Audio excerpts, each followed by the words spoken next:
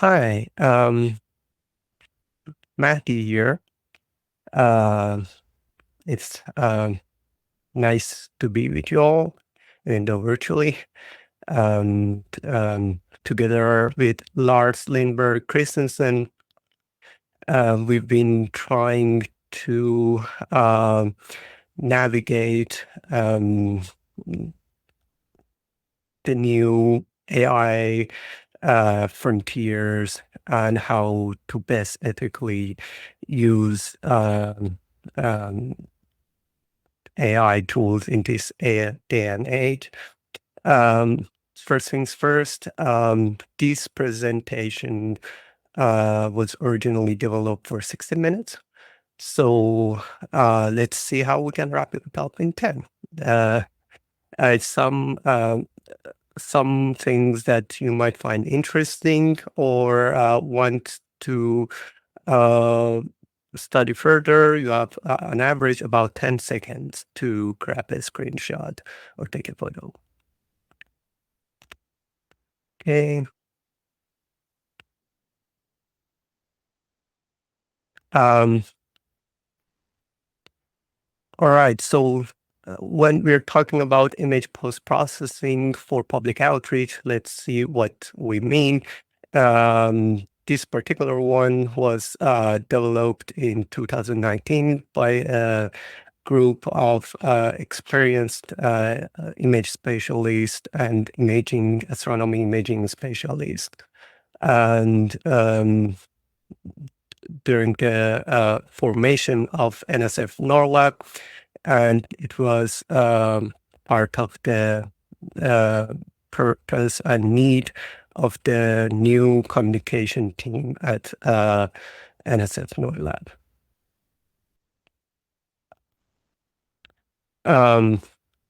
The pipeline needed to be adaptable and cutting edge for use on different and various kinds of data sets.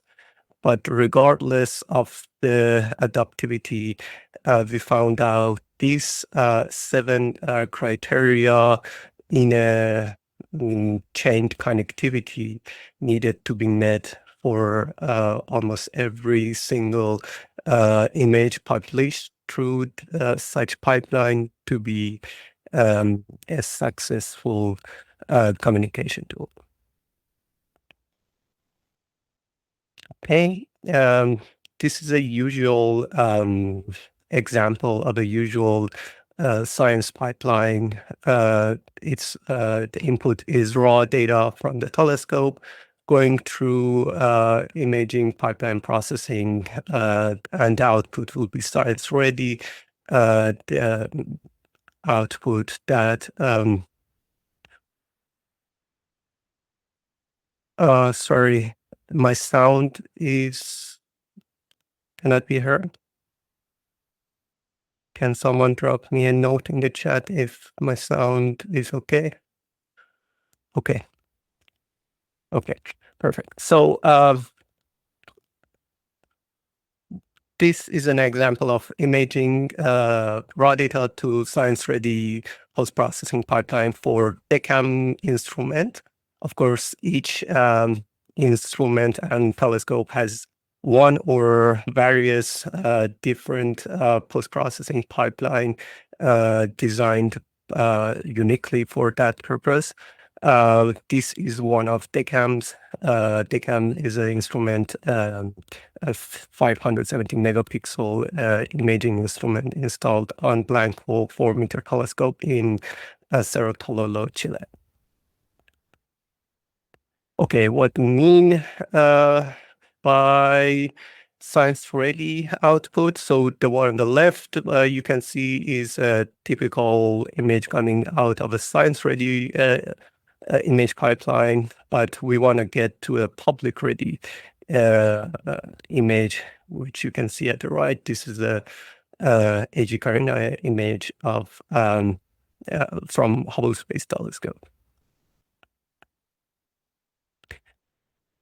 This is an example of a standard public-ready, science-ready to public-ready image post-processing pipeline currently in use in NSF NORLab and ESA Hubble and Webb and other astronomical organizations have similar pipelines. Okay, let's talk about AI and how what role it plays in such pipelines. First, AI is a two-letter giant of a word. Usually, in my experience, when people are talking about AI, they're mostly talking about large language models. But AI could mean machine learning, could mean convolutional neural networks, could mean various different things.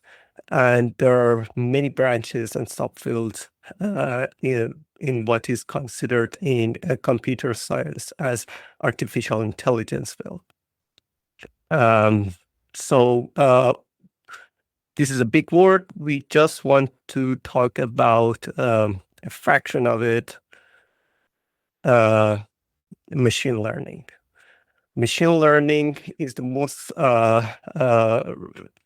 related part of AI to our use in image post-processing. And we, in astronomy, actually, we've been in astronomy research, particularly, we've been very fortunate to have had 3 decades long precedent before even the first large language models were developed. So that's 3 decades of ML in integration into astronomy research has created an environment where ML is used in a variety of applications in from planning observations to increasing quality of images during observations and post-processing them in very high speed afterwards. These are few examples of how MLs are used right now in some form or another in astronomy research. And these are just a few. There are much more. And but something that it has been long used for is solar predictions as well as a classification of objects. Here is actually an example of one classification that AIs are not really good at the moment. MLs are not really good. This one was detected by good old human eyes, researcher eyes, of course, trained eyes need to be. And these are 3 images showing a same galaxy and a supernova in 3 different time frames, all captured in a single observation by James Webb Space Telescope.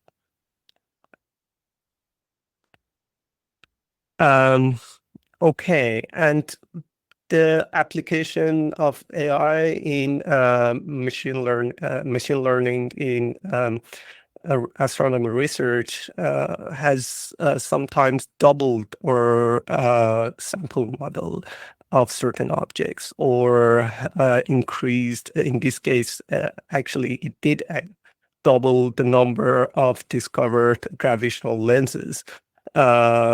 Before that, it was I think around 500, 600. And after this study in 2021, going through DECAM archival images within machine learning tool to find out new ones, they doubled that number. And afterwards, they actually did another study and they increased that as well. So it's a boundary being pushed. Okay. So in image post-processing, here is a few areas of note. That is being used most notably is noise reduction and denoising that many people try to tackle. How do we use it, and what are the criteria? This is a list of models that were green-lighted, commercial models that were tested and green-lighted for use in astronomical images for public outreach purposes. It's not for science, but these are actually, none of these alone are used on our images. These are just tested, and we found them to be useful in certain types of noises. And these are all denoising models. We could use MLs in cosmic ray reductions like this. Currently, there are several models out there. We use DeepCR in combination with our in-house developed Mark Red. It's currently most effective way to reduce cosmic rays. These smaller trails you see produced by the cosmic rays on the top half of the image, and then reduce in the lower half. And this is usually not needed for theater long exposure images, but for Hubble and Webb or other single leader observations would be very useful.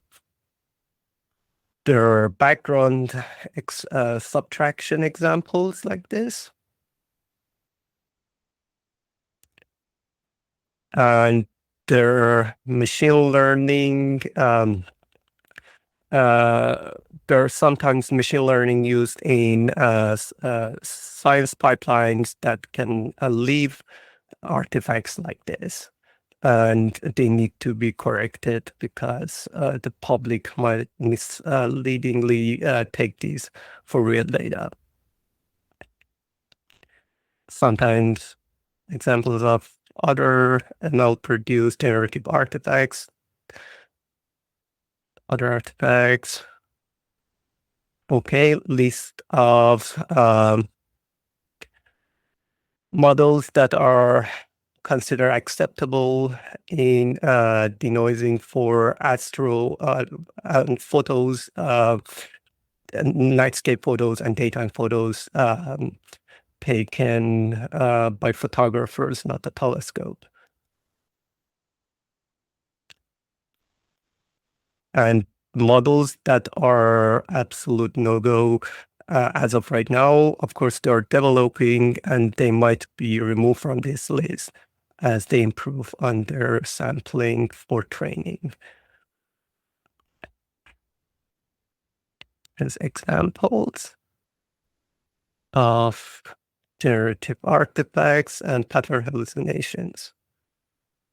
The convolution artifacts usually made because of low quality training material for the models, usually obtained through free means via internet. There is a human perceptual bias that always needs to be considered when training and implementing ML.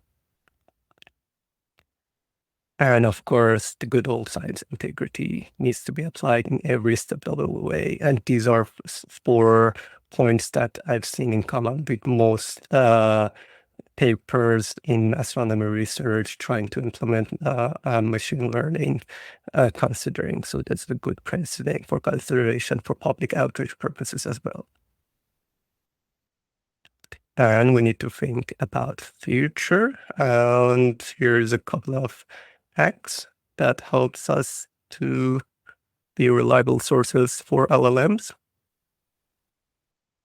And of course, new tools being developed thanks to large language models and reliable resources and library codes. Here's Fits Liberator 5. You can download it from here, for example, and makes reading and opening Fits file available for everyone. And this was not possible without the help of this amazing group from different institutes, all working or along or as part of NORLab CEE2. Thank you.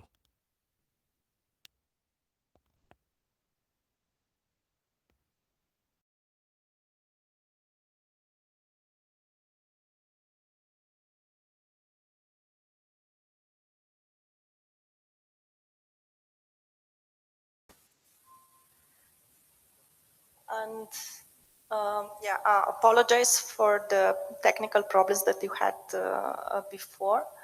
I believe that those presentations are recorded, so we will be able to hear and re-see the presentations later. So let's move ahead since we are a bit late on the schedule. So the next one is Prudence Ayivi.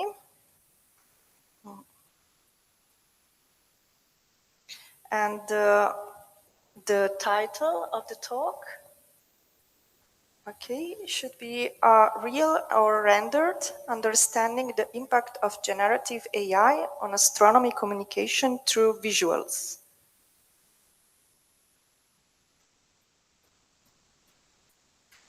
We are still waiting for the presentation.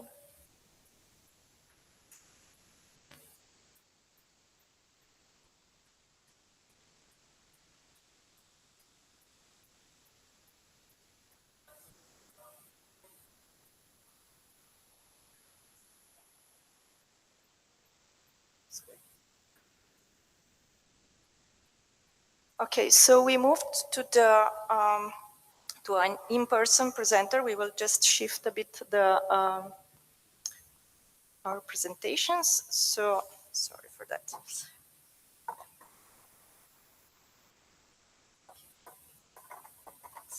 So now the presenter will be Mohammad Sadegh Faghanpour. I hope that I presented you well. So, and as you can see, the title of the talk is Visualizing the Sky.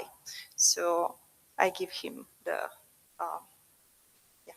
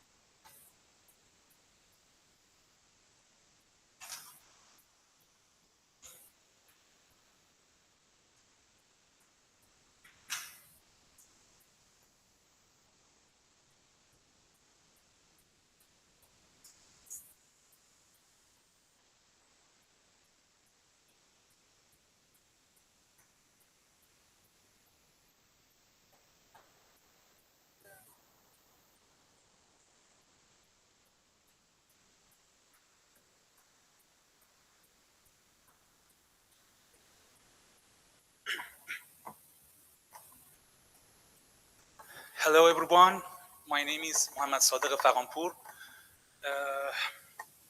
I'm working public astronomy communication. My presentation is about visual sky and sometimes AI assisted infographics for public astronomy communication on social media.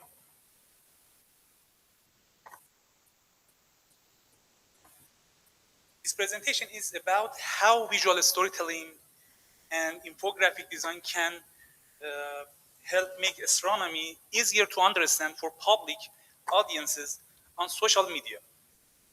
Many people see some of astronomical images in social media, and many people see astronomical images every day in social media in many platforms, but often do not fully understand what they are seeing. My goal is transport complex astronomical images into clearly and engagement, experience, and for understand to all. Please next.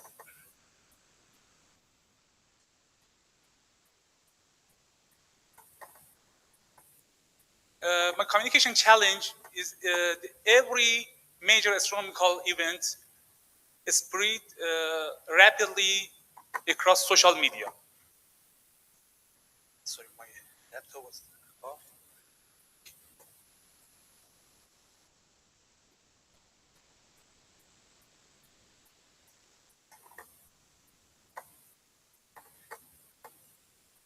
Such as these events, such as eclipses, conjunctions, and comets trail, and moon phases, and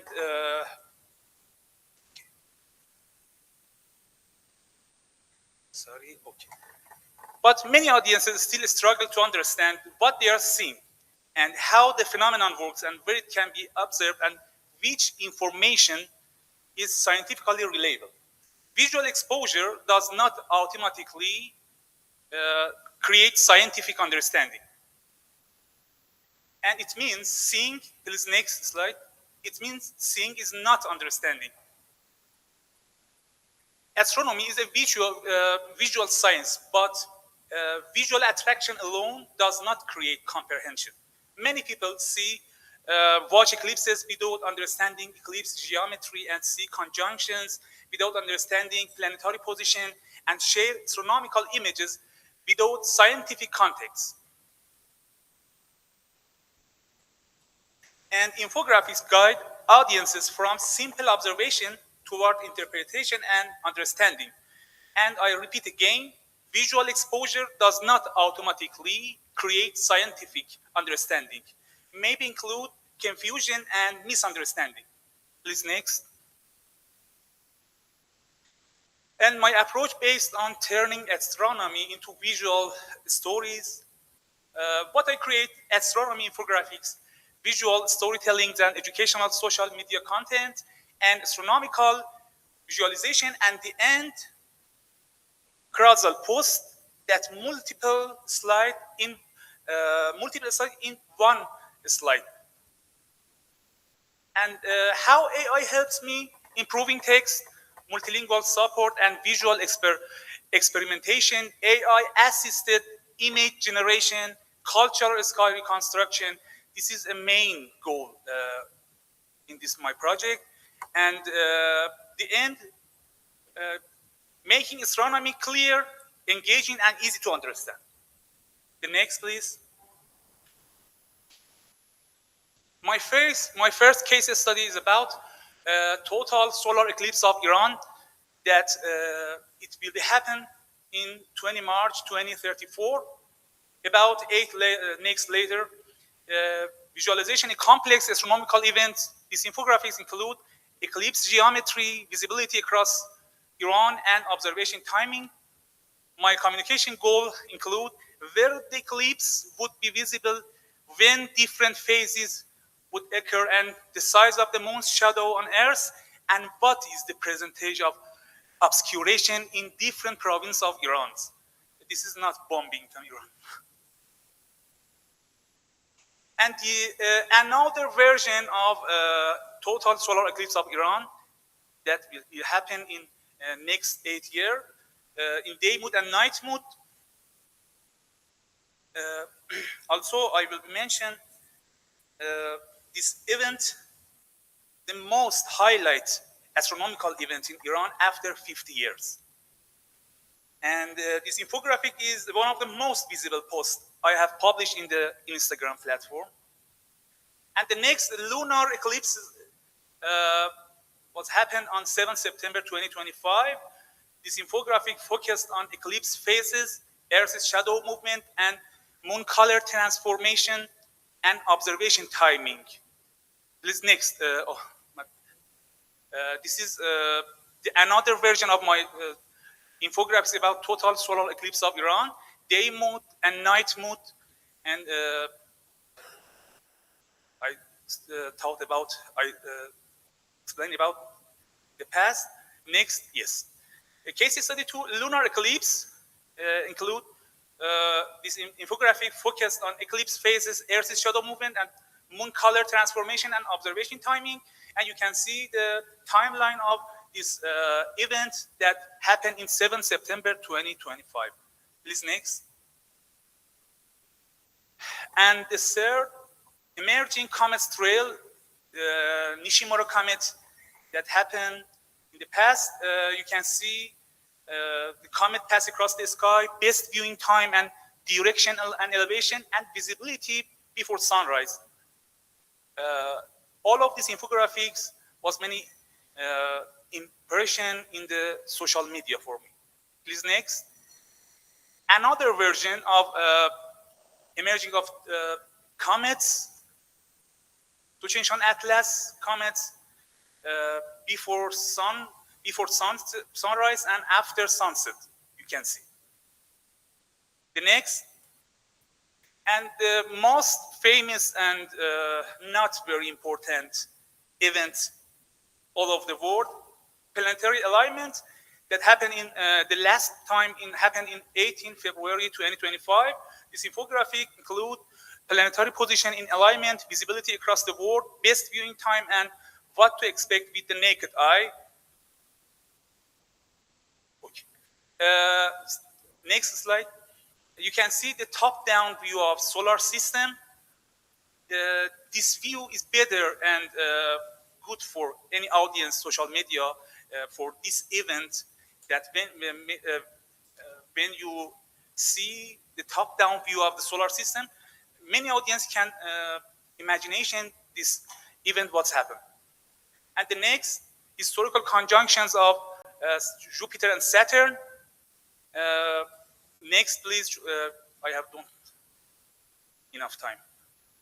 Yes. And other versions, you can see the top-down view and timeline of Saturn and Jupiter conjunctions. The next, please. And the main project of my infographics the last years ago about working group on star names with help of IAU, work WGSN chair, dear Susan Hoffman, that with us in here. We create some infographics about new star names adopted by WGSN, and we use description of astrophysical description and input in the Gemini AI, and Gemini for us create this visualize and this start. You can see in tomorrow, dear Susanna, talking about this subject many time. And the next, please. Another events of astronomical events you can see, such as opposition, conjunctions, and micromoon and supermoon, and eastern and western elongation and meteor shower. And the next, please. At the end, I want to say AI can revive and reconstruction indigenous and cultural asterism. You can see one of the famous asterisms in the Arabic cultures, Well Bucket and Well Rope, that located in constellation Andromeda and Pegasus. And the next, please. I use Gemini for create these asterisms, such as She-Camel and Naga, and swooping and sitting vulture. And the next, Mr. Said. You have time?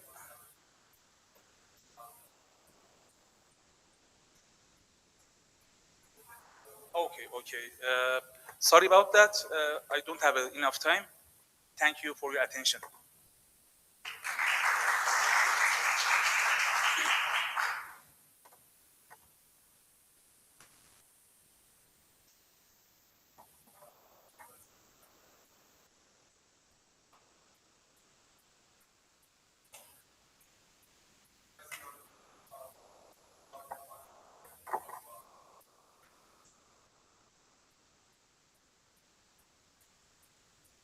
So thank you. If you have questions, of course, you can reach the presenter. And okay, and we will go with the. We will shift a bit again our presentation. So I hope I'm presenting well. So Zahra Babaie from Iran, yeah. She will talk about the expanding the universe of access, multi-platform astronomy communication in the global south. Okay, please.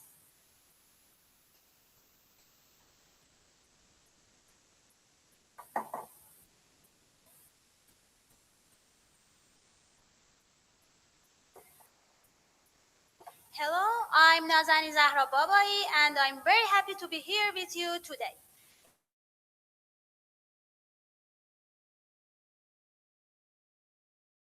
In Iran through multi-platform approaches, a practical experience grounded in research. Next slide, please. I'm currently the editor-in-chief of Star, an online astronomy magazine, and in this slide, I'd like to show you the magazine growth journey. Star began as a discussion forum in the winter of 2010. Then, with the rise of Instagram and mobile applications in the following years, the dedicated online astronomy magazine Star launched in 2018. Across a mobile app, an Instagram page, a YouTube channel, and an Opera channel, a video platform used inside Iran. Next slide. Star's first Instagram page grew to 85,000 followers within 5 years, reaching October 2023, with one video recording 8.5 million views. Unfortunately, that page was then taken down. A new page was created, and from October 2023 to April 2025, growth was slow. Then in May 2025, following the release of a video series titled Solar System Tourism, over 100,000 new followers joined the page. The mobile app has also surpassed 10,000 users. The focus of this presentation, however, is not audience growth. It is the research-driven approach behind this project. Next slide, please. The question we had from the beginning was, how do our audiences actually engage with scientific content? What motivates them? How do they receive the message? These questions led us toward qualitative research designed around reception theory, a framework that views the audience not as a passive receiver, but as an active agent in the meaning-making process. Next slide, please. This research was conducted in 2021 in collaboration with academic researchers. We interviewed 20 regular followers of Star's Instagram page, those with the highest level engagement with the content. Participants were drawn from a wide range of backgrounds: medical students, engineers, astrophotographers, musicians, and university professors. Next slide, please. The first question we asked our audience was, why do they follow astronomy content at all? On Instagram, as a content platform, entertainment comes first, with news awareness and education following. But our audience had deeper motivations for following astronomy on this platform. Among them, personal passion and attachment, the fascination of this science and its discoveries, awareness of observational events, and professional relevance. Please, next. The research revealed that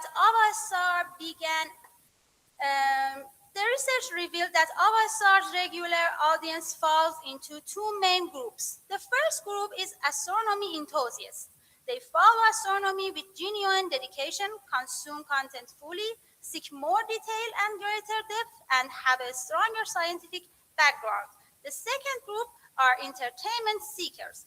They follow astronomy for its visual appeal and sense of wonder, consume content partially, and prefer short and accessible material. Recognizing these two groups shaped our content strategy, leading us to design multi-layered content that engages both. Next slide, please.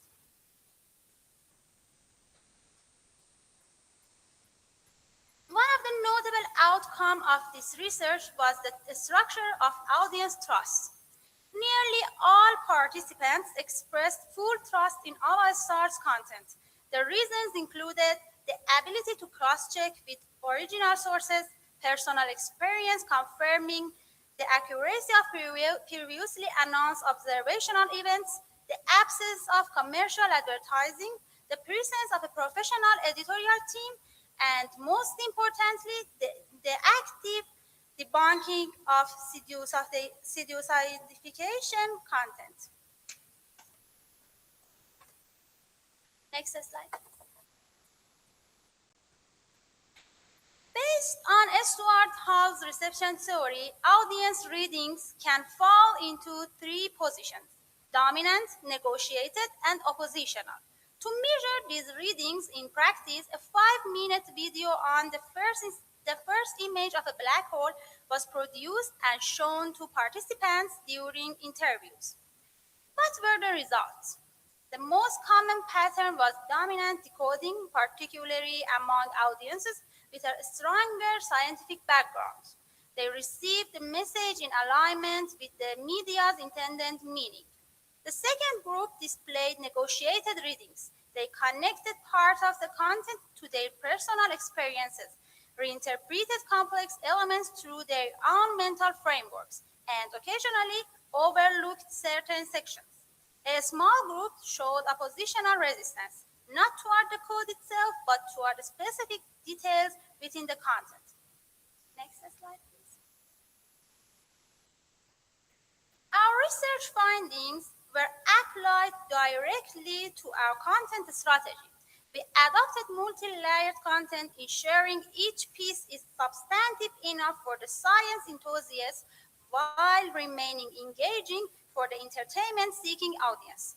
We applied a multi-platform approach: Instagram for discovery and entertainment, YouTube for deeper educational content, and a dedicated app for distraction-free access. We also employ AI tools to make content accessible and comprehensible to a broader audience. Next slide, please. Everything I have described serves one core goal: making astronomy freely accessible to everyone, regardless of educational background, geographic location, or access to universities and scientific institutions. In much of the world, engage with scientific content requires knowing English, having academic resources, and knowing where to look. Our star was built on the premise that none of this should be prerequisites. The mobile app is perhaps the clearest expression of this idea, the first dedicated app in the Persian language. What it does is simple yet significant. It puts astronomy content in the hands of anyone with a smartphone. Next slide, please. No subscription, no algorithm deciding what you see, no competing content to distract you, just astronomy in your own language, wherever you are. The multi-platform approach accomplished what no single channel ever could: an ecosystem where someone in a small Iranian city with no academic background in science can follow a meteor shower, understand what a black hole truly is, and feel that astronomy belongs to them too. Next slide, please. The theme of this conference is redistribution of communication power. The model AVSR has employed as an independent, research-driven, multi-platform outlet is replicable in any country where science has not yet reached people in their native language. Next slide. I would like to close with 3 key takeaways. 1. Different platforms serve different functions. Instagram is a place for discovery, not deep learning. A successful strategy means using each platform according to its actual function. 2. We must know our audiences, not as a uniform mass, but with their different backgrounds, motivations, and reading position. Multi-layered content is the only answer to this diversity. 3. Trust is the primary currency of science communication, not followers, not views, only trust. And trust is built through transparency, scientific accuracy, and independence from politics. Next slide. If you work in a country with similar challenges in science communication in non-English language, these frameworks and this experience may be of value to you as well. Thank you for your attention.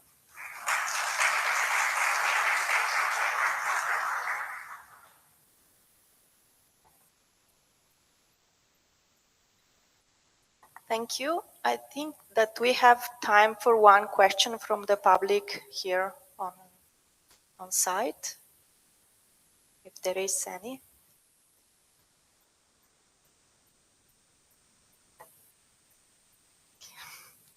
Oh, one question, yes.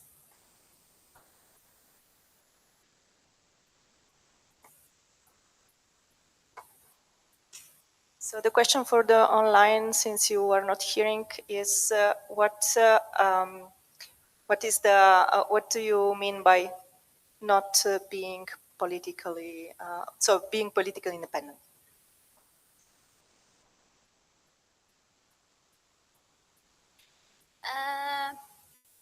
We are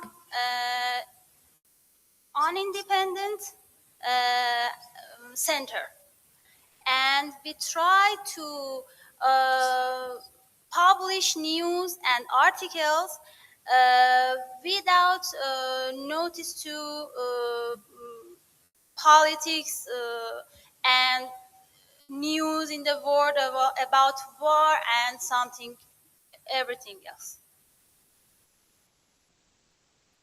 Have time for one online question to answer the question or not?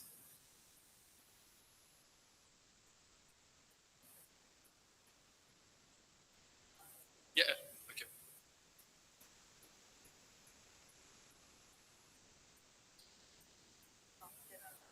Sorry, there are no online questions. So thank you again to the speaker, and we will move.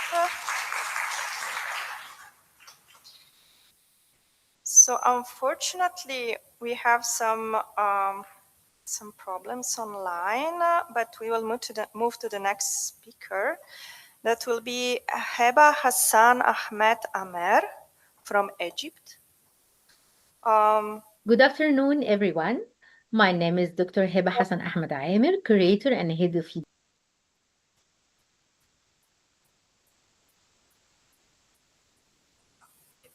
Okay, this is a recorded one. Okay, so as you can see, the title is Reviving the Ancient Egyptian Sky, AI for Inclusive Astronomy Education in Museums.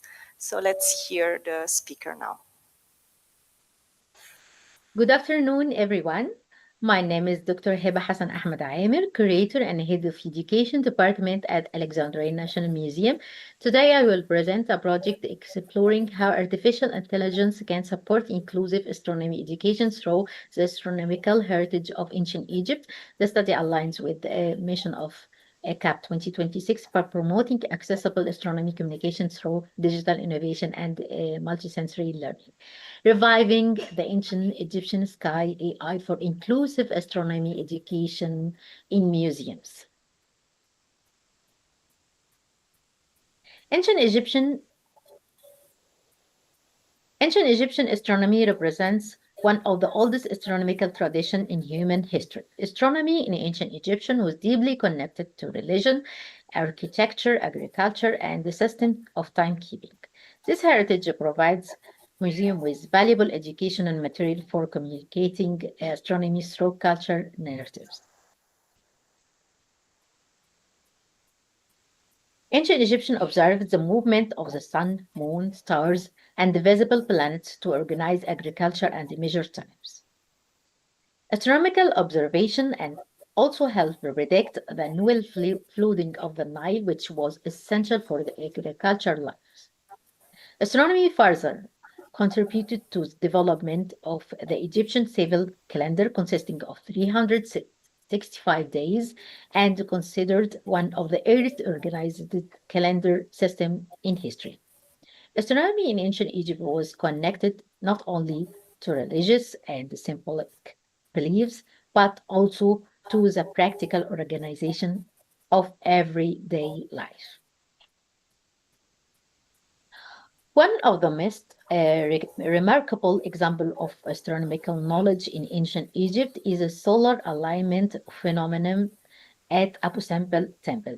Twice each year, sunlight enters to the temple and illuminate the sanctuary statue of Ramesses II, Amun and Ra Horachti.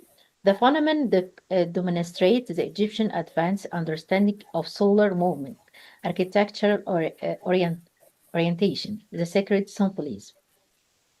Today, modern museum architecture in Egypt continues to draw inspiration from this ancient astronomical concept. Grand Egyptian Museum incorporates natural light, spatial orientation, and visual alignment with the Giza pyramids as a part of its architecture experience.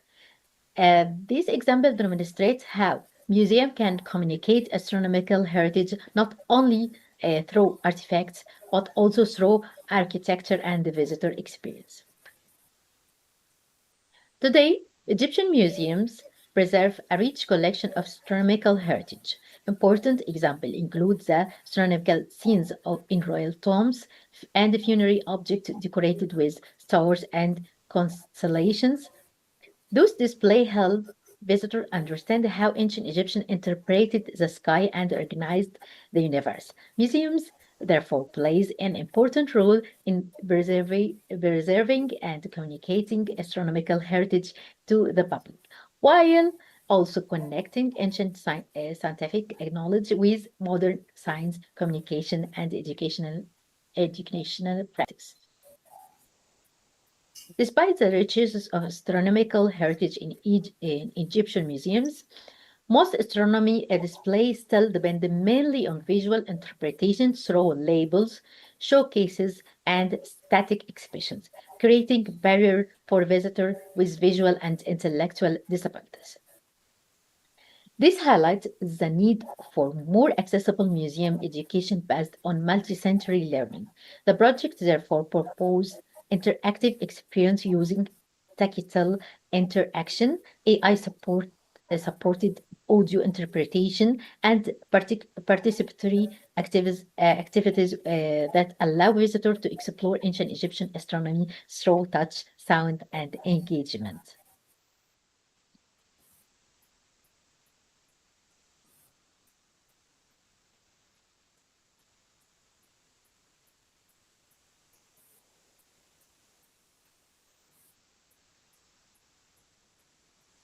The concept of inclusive astronomy communication aligned closely with the mission of CAP 2026 by making astronomy accessible to diverse audiences, including people with disabilities and neurodiverse communities. Museum can support the goal by combining education, culture, heritage, and public engagement through inclusive learning approaches. Ancient Egyptian astronomy, therefore, offers a valuable way to communicate science through historical and cultural narratives that encourages accessible and engaging learning experience. Artificial intelligence can help a museum create more accessible education experience through audio descriptions, interactive narration, and adaptive learning tools. AI-supported system may also provide multilingual and personalized explanation through QR codes and digital interpretation. These technologies allow museums to move beyond the traditional visual expression towards more inclusive and engaging communication while supporting museum educators in accessible science communication.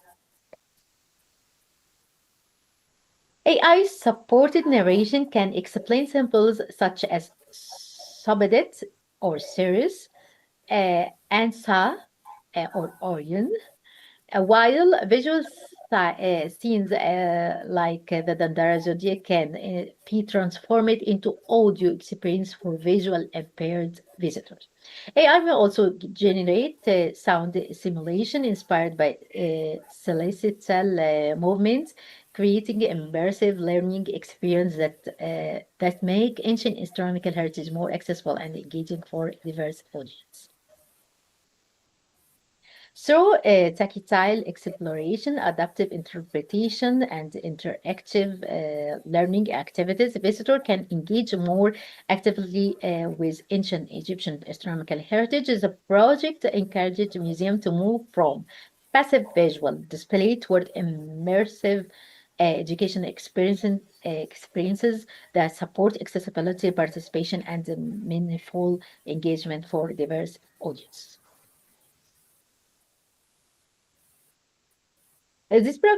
Projects propose an inclusive education workshop at Alexandria National Museum for visitors with visual and intellectual disabilities.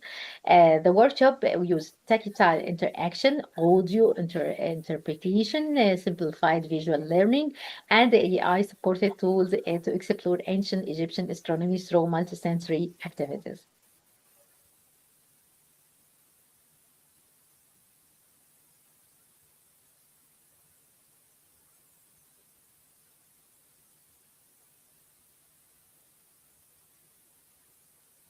The project introduced tactile astronomy learning through 3D modeling and celestial bodies, stars, and constellations that encourage direct interaction with astronomical concepts.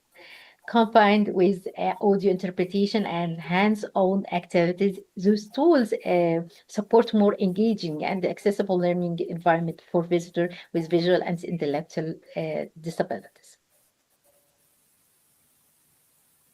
This slide represents possible inclusive museum experience in which a visitor interact with astronomical heritage through digital and sensory tools. By scanning QR codes, visitor can access AI supported explanations adapted to different learning needs, while tactile models and interactive activities encourage direct engagement with stars, constellation, and celestial scenes. The experience promotes accessibility, participation, and multisensory learning with the museum environments. The study proposed to interact museum program that combined tactile learning, AI supported audio interpretation, and educational activities to make ancient Egyptian astronomy more accessible and engagement. These approaches help transform the museum into a more interactive and inclusive learning environment based on multisensory participation.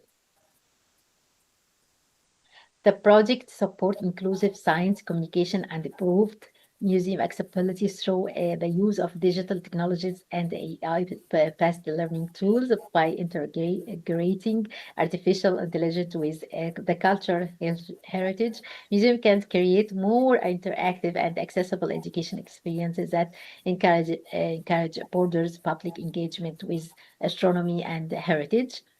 In conclusion, ancient astronomy should not remain silent behind museum glass. Digital technology can help transform it into a dynamic, interactive, and inclusive educational experience for all. Thank you so much.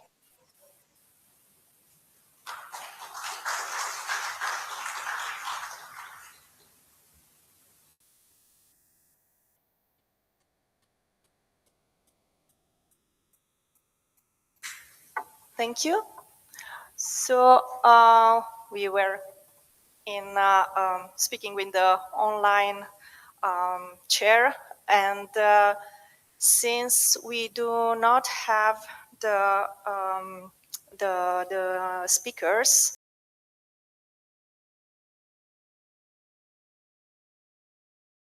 to have a few questions from the public.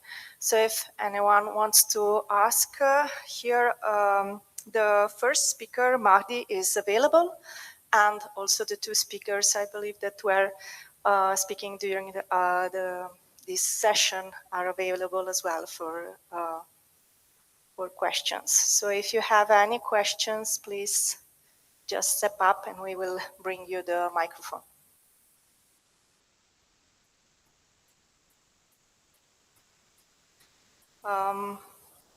I have one question actually for Mahdi, is the right name? I refer, yeah, Mahdi is over there, yeah. Hi. Hi. Hello, hi. Hi. One question. One question. One question. One question. This is Hearing my hearing voice. my voice. Sorry, no. It gets interrupted. Can you repeat that, please? Yeah. Yeah. Okay. Okay. My question My would question be, would be, which are the ethical frontiers that you have reached with your research? Since we unfortunately didn't hear the initial part of your talk, can you explain a bit which were they?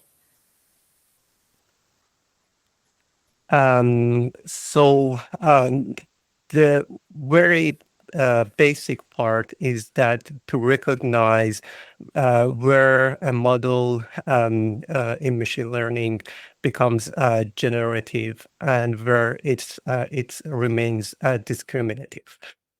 So we try to use discriminative models that only target artifacts or noises or specific things that we require of them. If they are becoming generative, introducing artifacts into the images, that becomes a huge issue, and that's where we draw the line and try to avoid that. That is usually a good line, but it's very hard because almost all models have a generative side. It's sometimes you see people say it's a generative AI or model. It's not generative AI model. Almost all models have a generative side. It's just depend on what level and how you can control it to remain discriminative, and how you can recognize it, or if you can use a median or a mean or average of several different models to put out outliers and stay close to a certain linear average of all those models. I hope that helps. Yeah, it helps. Right? Helps. Thank. Any other question from the public here? Sorry?